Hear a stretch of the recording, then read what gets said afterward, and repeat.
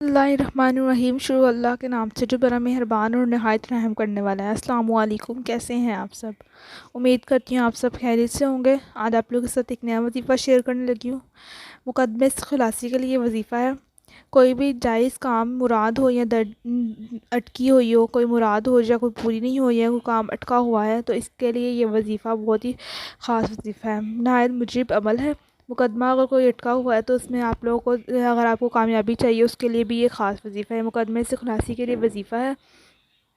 तो पहले मैं आपको बता दूं कि जो मैंने 10 मुहर्रम का आप लोगों के साथ वजीफ़ा शेयर किया है, उसकी वीडियो देख के उसको भी पढ़ लीजिएगा आप लोग वो वजीफ़ा।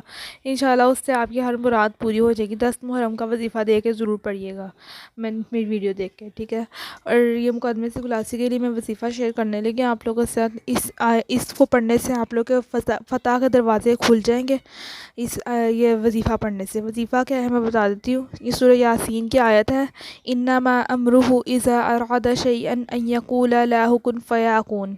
ये आयत है, छोटी सी आयत है। ये आप लोगों ने किसी भी नाजायज़ मुकदमे के खुलासी के लिए, किसी भी नाजायज़ मुकदमे का शिकार हो या नाजायज़ के मुकदमे में आप लोग अटके हों, तो उसके लिए ये पढ़नी है आप लोगों ने किसी भी नमाज के बाद 133 मरतबा ये आप लोगों ने पढ़नी है किसी भी नमाज के बाद।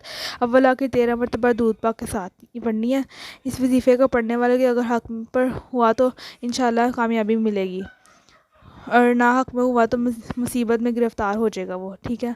इंशाल्लाह इस वजीफ़े से बहुत फ़ायदा होगा। नमाज की पाबंदी भी करनी है और मुझे भी दुआ में याद रखना है। अल्लाह हाफ़िज़।